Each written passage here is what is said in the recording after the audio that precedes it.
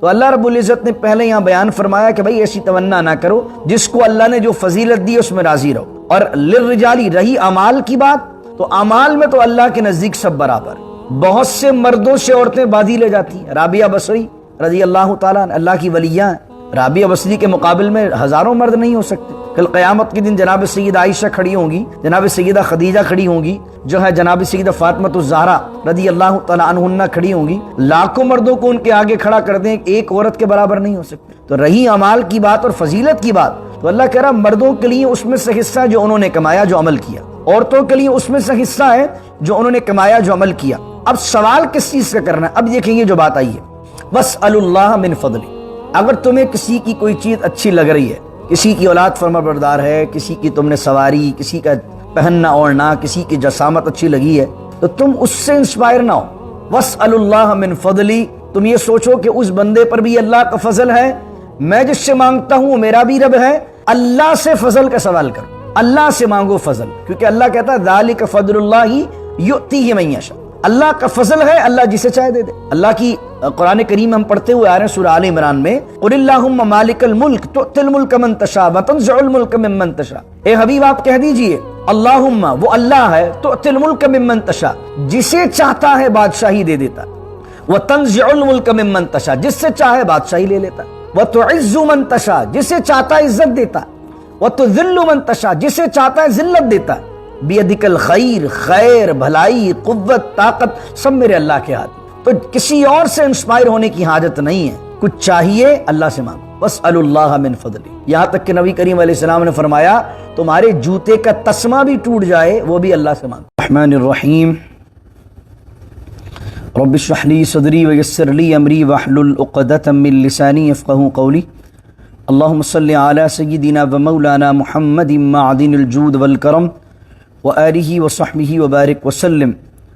ان تجتنبوا کبائر ما تنہون عنہ نکفر عنکم سیئاتکم وندخلکم مدخلا کریما۔ صدق اللہ مولانا العظیم۔ سورہ نساء کی آیت نمبر 31 ہے، اور اس میں ایک عظیم فلسفے کو اللہ رب العزت نے بیان کیا ہے۔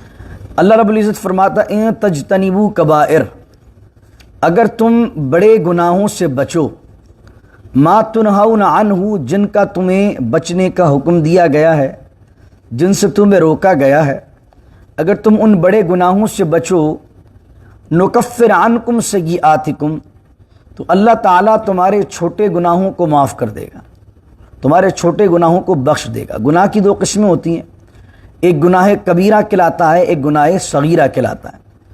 اب اس حوالے سے علماء نے ڈیبیٹ کی ہے، بہت ساری باتیں کی ہیں، کتابیں لکھی ہیں، کہ صغیرہ گناہ کس کو کہیں گے اور کبیرہ کس کو کہیں گے، کبائر کسے کہیں گے۔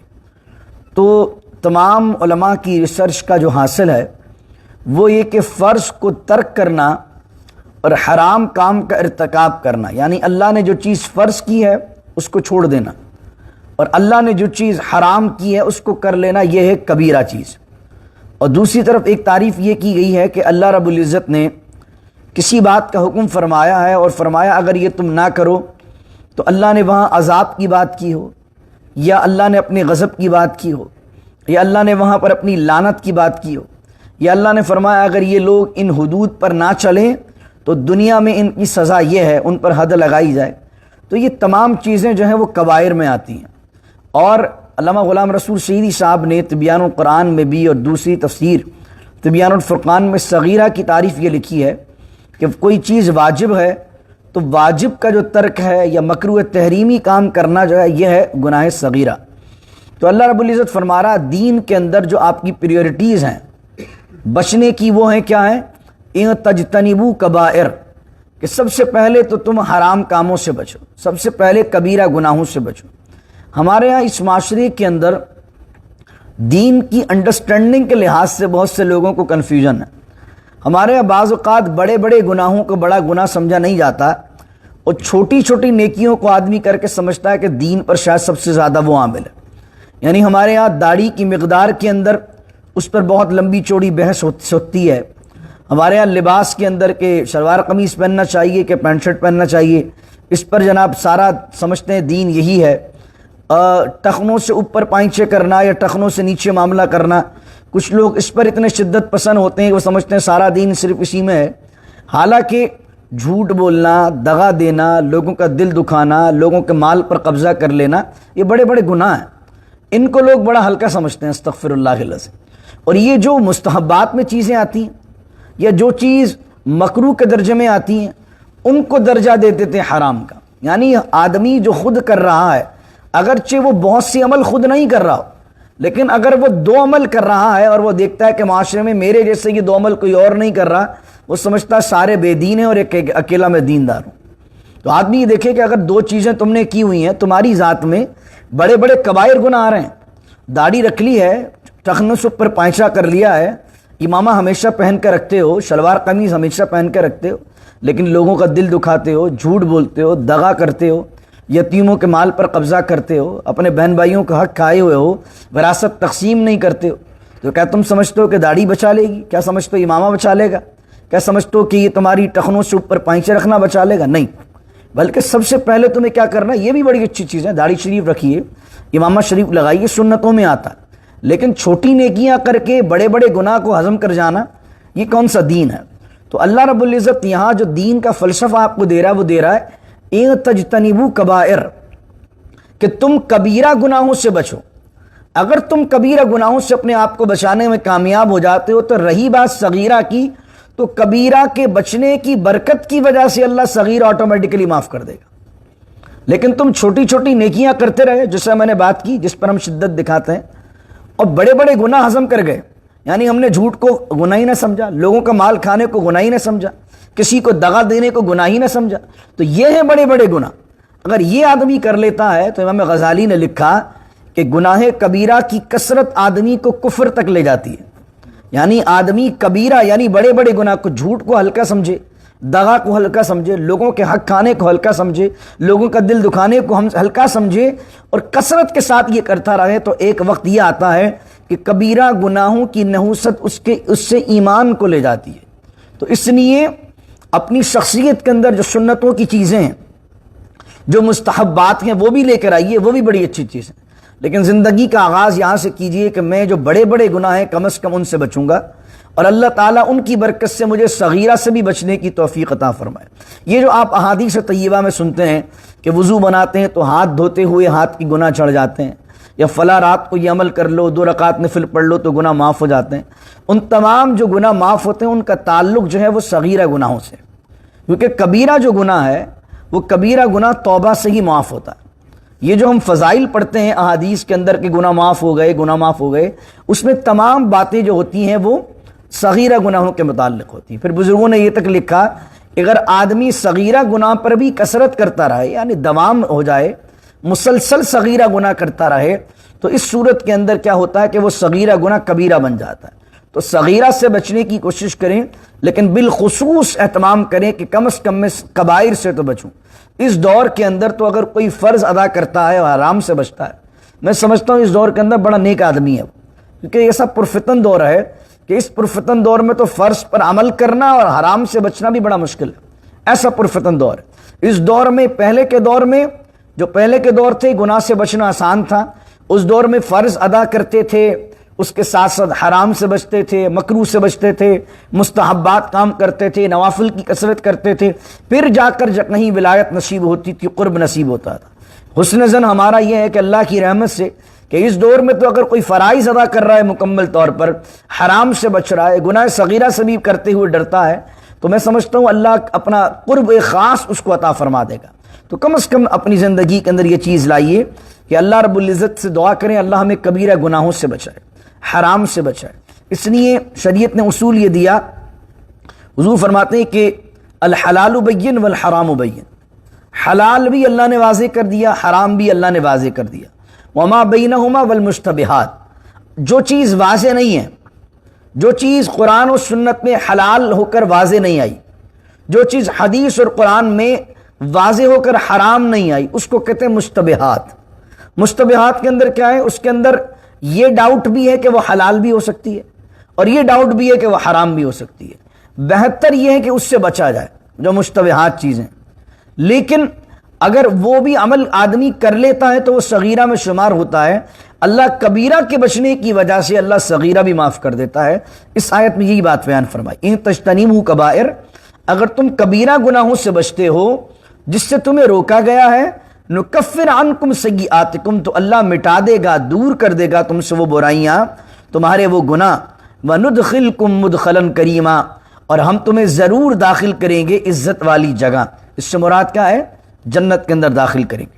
اب ایک اور بات, اللہ نے جو ہمارے ڈاکٹر صاحب بھی بیٹھے ہوئے ہیں, سائیکٹری کے حوالے سے یعنی سائیکولوجی کے حوالے سے آدمی کو جو چیز مضطرب کیے رکھتی ہے, بے چین کیے رکھتی ہے, آدمی آخری سانس تک بے چین ہی رہے گا, ڈسٹرب ہی رہے گا, اللہ نے اس کا حل آدمی کو دیا اگلی آیت میں, وَلَا تَتَمَنَّوْا مَا فَضَّلَ اللَّهُ بِهِ بَعْضَكُمْ عَلَى بَعْضٍ.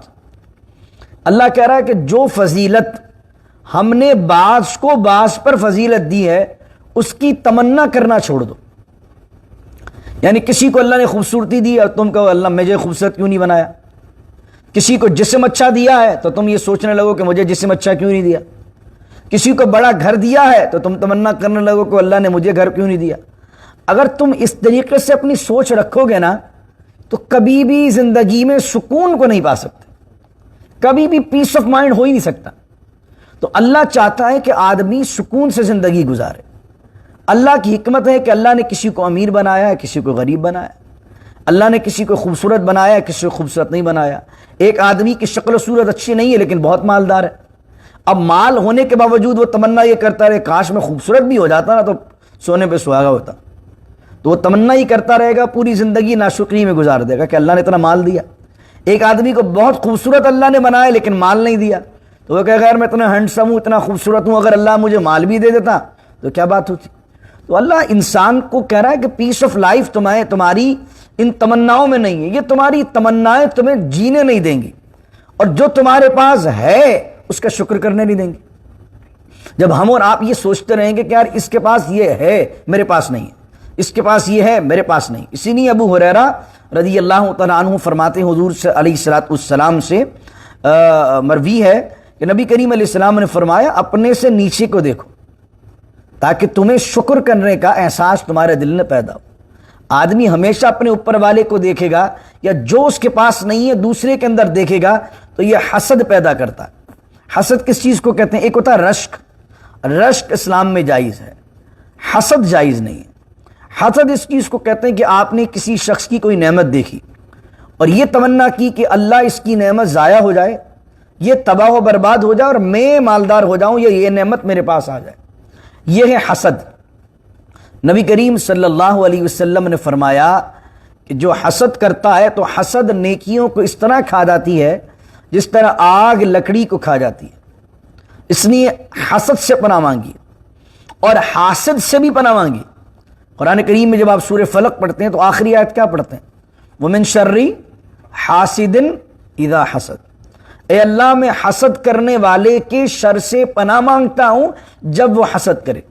کیونکہ حاسد اپنا تو بیڑا غرق کرتا ہی ہے لیکن جس سے وہ حسد کرتا ہے اس کو بھی نقصان پہنچانے میں لگا رہتا ہے.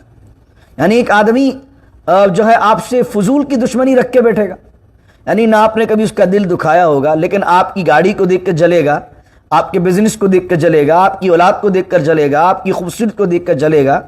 تو بہت سے لوگ ہوتے ہیں جن سے آپ کا دشمنی نہیں ہے لیکن پھر بھی وہ آپ کو دیکھ کے جلتے ہیں, ان کے پیٹ میں درد ہے. کچھ لوگ ہوتے ہیں وہ امیروں سے بڑے الرجک ہوتے ہیں, ہر امیر آدمی کو گالیاں دینا شروع کرتا ہے, ارے یہ تو سارے حرام کھا رہے ہیں. ارے بھائی سب حرام تھوڑی کھا رہے ہیں, کچھ لوگوں نے محنت بھی کی ہے لیکن کیونکہ اس کے پاس نہیں ہے تو سب حرام کھا رہے ہیں. جس دن اس کے لگ گئی لاٹری تو اس دن سب صحیح ہو جائے گا. تو کچھ لوگ ایسے کمپلیکس کے شکار ہوتے ہیں کہ انہیں ہر پیسے والا برا لگ رہا ہوتا ہے. استغفر اللہ, یہ بھی معیار ٹھیک نہیں ہے. ایسے غریب لوگ بھی ٹھیک نہیں ہے کہ بھائی چلو تمہارے پاس نہیں ہے تو تم ہر امیر کے دشمن بن جاؤ گے, حسد پیدا کرو گے. اسی لیے حسد نہیں ہونا چاہیے. حسد ہوگا تو آدمی کبھی بھی اپنا تو بیڑا غرق کر ہی لے گا, یعنی کبھی بھی زندگی پرسکون نہیں ہوتی. رشک کس کو کہتے ہیں؟ رشک جائز ہے. رشک یہ کہ کسی کی آپ نے گاڑی دیکھی, کسی کا گھر دیکھا, کسی کی اولاد فرما بردار دیکھی, آپ نے کہا اللہ تعالیٰ اس کا بھی بڑھائے اور مجھے بھی ایسا عطا کر دے. یہ ہے رشک, یہ کرنا جائز ہے. لیکن پھر بھی اللہ نے اس سوچ کو منع کر دیا کہ یار یہ اس کمپٹیشن والی سوچ میں رہو نہیں، ڈسٹرب ہی رہو گے۔ رشک بھی آدمی کر رہا ہے، چلو اچھی بات ہے، لیکن رشک بھی کرے گا تو انسپائر ہی ہو رہا ہے نا کسی سے، یعنی رشک میں بھی آدمی کسی گاڑی دیکھ رہا ہے تو انسپائر ہو رہا ہے، کسی کی گھر دیکھ رہا تو انسپائر ہو رہا ہے، کسی کو بندے کو دیکھ رہا تو انسپائر ہو رہا ہے، کسی کی باڈی دیکھ رہا تو انسپائر ہو رہا ہے۔ جب انسپائریشن دوسروں سے ہو جائے گی تو ہمیشہ اپنا آپ جو ہے اس سے کمی لگے گا، کمپلیکس ہی رہے گا، کیونکہ جب وہ کسی سے انسپائر اور اٹس مین وہ یہ سوچ رہا ہے کہ آئی ایم نتھنگ، میرے پاس کچھ نہیں ہے، میں نہ چل سکتا ہوں، نہ کھا سکتا ہوں، نہ پہن سکتا ہوں، نہ اٹھ سکتا ہوں، اپنے آپ کو بالکل ہی جو ہے وہ ایک گھٹیا اور ذلیل آدمی تصور وہ کرے گا۔ اللہ نہیں چاہتا کہ آدمی اس سوچ کے ساتھ زندگی گزارے، تو اللہ کہتا ہے وَلَا تَتَمَنَّوْا مَا فَضَّلَ اللَّهُ بِهِ بَعْضَكُمْ عَلَىٰ بَعْضٍ، انٹیگریٹی کے ساتھ زندگی گزارو، وقار کے ساتھ زندگی گزارو، جو رب نے تمہیں دیا اس میں راضی رہو۔ اللہ اکبر۔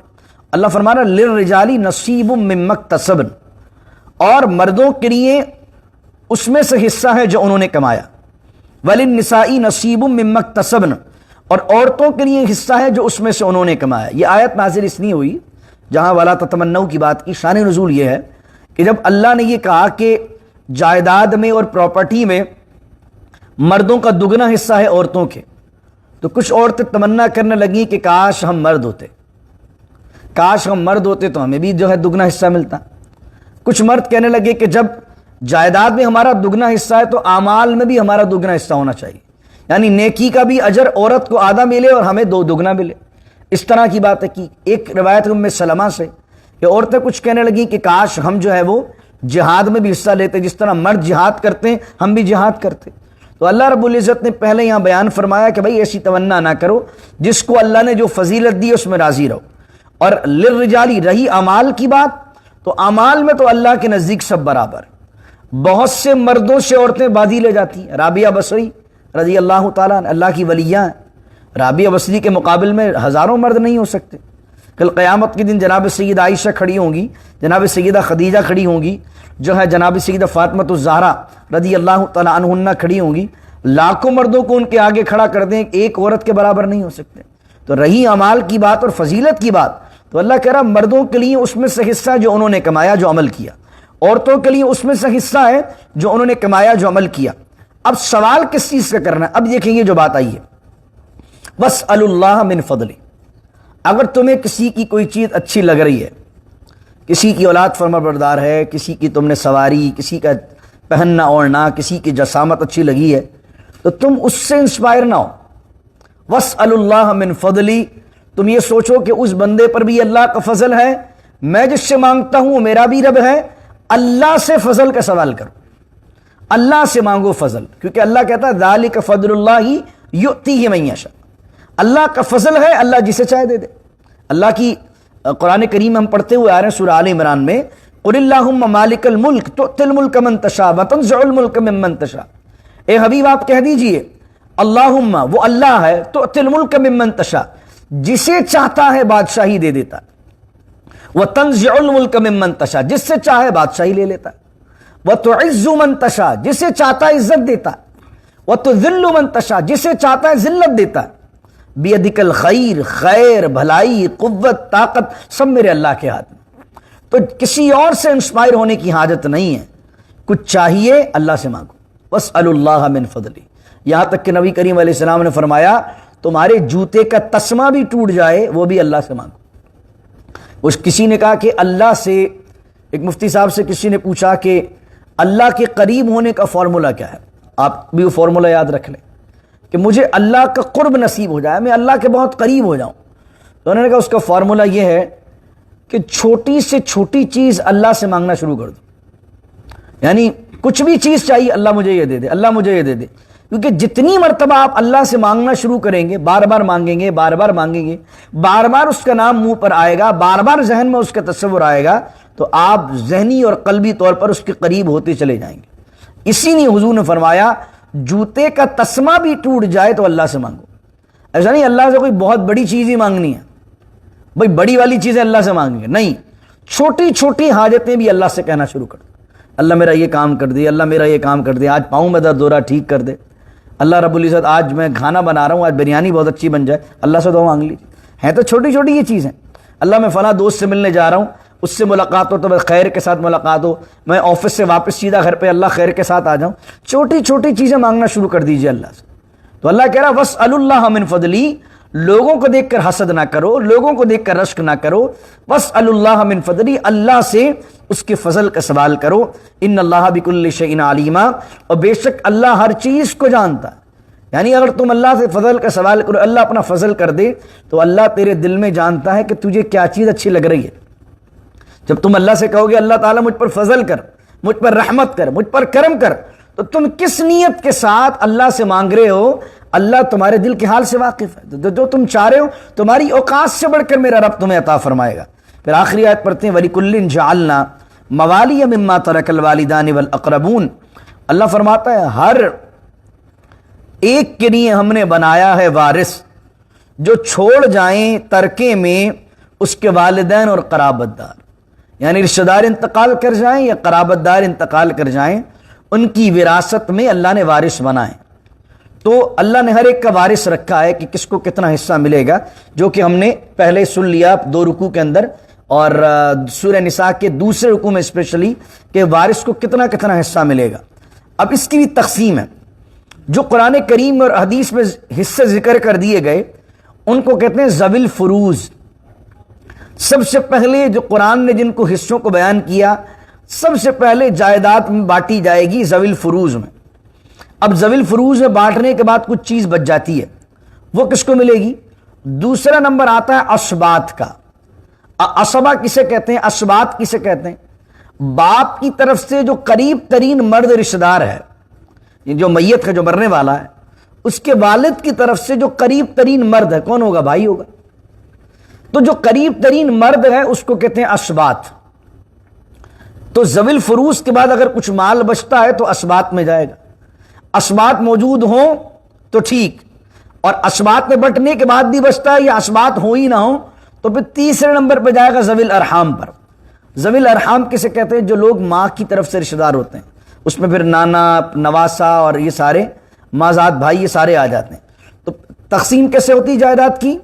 میں نے 3 چیزیں بتائی تھیں، کفن دفن، ادائیگی قرض، وصیت ہو تو 1/3 میں جاری کرنے کے بعد سب سے پہلے ذوی الفروض یعنی قرآن نے جن کے حصے بیان کیے ان میں بانٹو، بچ جائے اسبات میں یعنی باپ کی طرف سے جو قریب ترین مرد رشتہ دار ہے میت کا اس کو بانٹو، اس کے بعد بڑھ جائے یعنی جو مرد میت سے قریب ترین لگ رہا ہے اس کو بانٹنے کے بعد اس سے کوئی بچے گا تو اب بٹے گا ذوی الارحام میں۔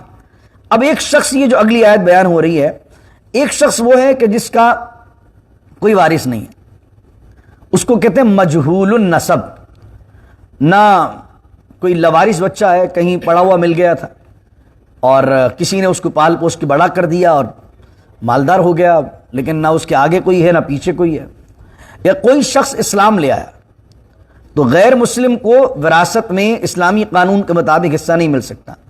اس طریقے سے جو قاتل ہے، یعنی اگر کوئی شخص اپنے باپ کو جائیداد کی وجہ سے مار دے اور پتہ چل جائے کہ اس کے بیٹے نے ہی قتل کیا تو وہ بیٹا بھی وراثت سے محروم ہو جائے گا۔ اسلام کے اصول دیکھ رہے ہیں آپ کہ اگر اولاد نے ماں باپ کا قتل اس لیے کیا کہ پراپرٹی میں حصہ مل جائے، تو جن بچوں نے ماں باپ کا قتل کیا ہوگا جائیداد کی وجہ سے وہ جائیداد سے فارغ ہو جائیں گے۔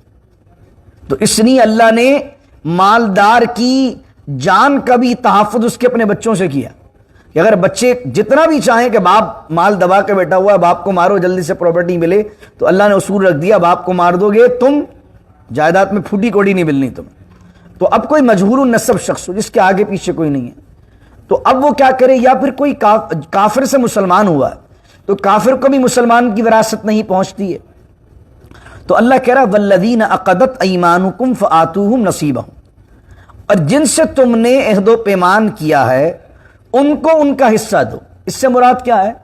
یعنی میں نے کہا تھا ذوی الفروض، پھر اسبات، پھر ذوی الارحام، یہ تینوں نہیں ہیں۔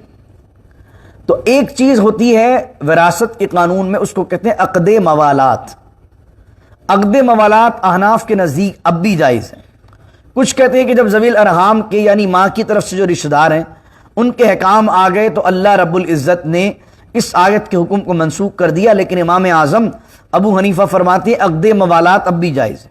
عقد موالات سے مراد یہ کہ ایک شخص مسلمان ہوتا ہے اور اپنے کسی مسلمان بھائی سے یا جس نے اس کو مسلمان کروایا ہے اس سے، یا ایک شخص مجہول النسب ہے، اس کے آگے پیچھے کوئی نہیں ہے، وہ اپنے کسی مسلمان دوست سے کہتا ہے کہ بھائی میرے مرنے کے بعد میری ساری پراپرٹی تیری، یعنی میرے بعد تو وارث ہے اس چیز کا، تو سامنے والا اس کو قبول کر لیتا ہے، لیکن ساتھ ساتھ وہ یہ بات بھی کہتا ہے کہ اگر مجھ پر کوئی قرضہ ہوا، مجھ پر کوئی جنایات ہوئی، مجھ سے کوئی جرم ہو گیا اور مجھ پر حکومت کی طرف سے کوئی بھاری طور پر جرمانہ رکھ دیا گیا یا میں مقروض ہو گیا، تو میری طرف سے میرا قرضہ بھی تو ہی ادا کرے گا۔ جب وارث تو ہے تو اگر میرا بینیفٹ میں ساتھی تو ہے تو پھر لاس میں بھی ساتھی بن جا۔ تو سامنے والا اگر وہ قبول کر لے تو اس کو کہتے ہیں عقد موالات۔ کل ہم جمعے کے بعد بیٹھے ہوئے تھے، چوئی صاحب اسی بات پر ہم سے بحث کر رہے تھے، تو ہم نے کہا بھائی 1/3 میں وصیت کرنا جائز ہے تو کسی کے نہیں لکھ کے چلے جائیں، تو کہنے لگے کہ 1/3 میں چلیں، وصیت کر کے چلے جاتے ہیں، لیکن اگر مجھے پر قرضہ ہوا تو قرضہ میرا کون دے گا؟ تو میں نے کہا بھائی آپ کے وارث موجود ہیں وہ دیں گے، غیر وارث کے نہیں ہوتا 1/3 میں حصہ۔ تو پھر وہ بار بار پوچھ رہے تھے قرضہ کون دے گا، قرضہ کون دے گا؟ وراثت ہوتی ہے، لیکن ایک شخص ہے، وہ معاملہ یہ کہ ایک شخص کا پاس پیسہ ہی نہیں ہے، قرضہ ادا کرنے کی پیسے نہیں ہے، بالکل ہی لاس میں آ گیا، بالکل ڈیپتھ میں آ گیا، پراپرٹی بچی نہیں، تو اب کون اس کا قرضہ ادا کرے گا؟ تو اس کے جو اولاد ہے وارث ہے وہ ادا کریں گے۔ لیکن یہاں پر جو مجہول النسب شخص ہے، مجہول النسب شخص کا اس کا تو آگے پیچھے کوئی نہیں ہے، اس کا وارث بھی کوئی نہیں ہے، تو اب جس کو وہ کہہ کر جا رہا ہے، عقد موالات کر رہا ہے کہ بھائی میں مر جاؤں تو میری پراپرٹی کا تو وارث ہے، تو جب اس کو وارث کرے گا، لیکن ہوا کیا کہ اس وقت جب عقد موالات ہوئی تھی، آپس میں پرومس ہوا تھا، جب کمٹمنٹ ہوئی تھی، اس وقت تو وہ مرنے والا مالدار تھا، لیکن بعد میں زندگی کے آخری حصے میں ایکسیڈنٹ اس سے کچھ ہو جاتا ہے یا کوئی بہت بڑا لاس ہو جاتا ہے، تو اب جس نے عقد موالات کی ہوگی وہ اس کی طرف سے جرائم بھی، کبھی جرمانہ بھی ادا کرے گا۔ تو یہ سارا معاملہ اس میں اس آیت سے احناف کے نزدیک عقد موالات ثابت ہوتی ہے۔ فرمایا ان اللہ کان علی کل شیء شہیدا، اور بے شک اللہ تعالی ہر چیز پر گواہ ہے۔ اس سے پہلے کہا تھا علیمہ، یہاں کہا ہے شہیدہ۔ دیکھیں قرآن کا ایک ایک لفظ جو ہے وہ بڑا گہرا ہے۔ علیمہ وہاں کہا تھا جہاں پر یہ بات کہی تھی کہ تم اللہ کا فضل کا سوال کرو، کیونکہ وہاں جاننے کا معنی تھا کہ تم جو فضل کا سوال کس لیے کر رہے ہو یہ اللہ کو معلوم ہے۔ ان اللہ علی کل شیء شہیدہ، یا گواہ کی بات اس لیے کر دی کیونکہ اس میں کمٹمنٹ کی بات ہو رہی ہے، عقد کی بات ہو رہی ہے، عہد کی بات ہو رہی ہے۔ تو اگر تم ایک دوسرے کے ساتھ کوئی دل میں چیٹنگ کرنے کی نیت سے کوئی عقد کر رہے ہو تو یہاں پھر علیمہ کی بات نہیں کی، یہاں گواہ کی بات کر دی کہ یہ چیزوں پر تم یہ نہ سمجھو کہ تم دو ہی ہو، بلکہ تیسرا تم میں اللہ گواہ ہے۔ اگر کوئی ایک دوسرے کے ساتھ چیٹ کرے گا تو اللہ جاننے والا ہے، اللہ اس کا حساب لینے والا ہے۔ دعا کیجیے اللہ رب العزت سے اللہ تعالیٰ عمل کی توفیق عطا فرمائے۔ بسم اللہ الرحمن الرحیم، الحمدللہ رب العالمین والصلاة والسلام علی اشرف الانبیاء والمرسلین۔ ربنا ظلمنا انفسنا وان لم تغفر لنا وترحمنا لنكونن من الخاسرین۔ رب اجعلنی مقیم الصلاة ومن ذريتي ربنا وتقبل دعاء۔ ربنا اغفر لي ولوالدي وللمؤمنين يوم يقوم الحساب۔ ان الله ملائكته يصلون على النبي يا ايها الذين امنوا صلوا عليه وسلموا تسليما۔ اللهم صل على سيدنا ومولانا محمد معدن الجود والكرم وآله وصحبه وبارك وسلم۔ سبحان ربك رب العزة عما يصفون وسلام على المرسلين والحمد لله رب العالمين۔ لا الہ الا اللہ محمد الرسول۔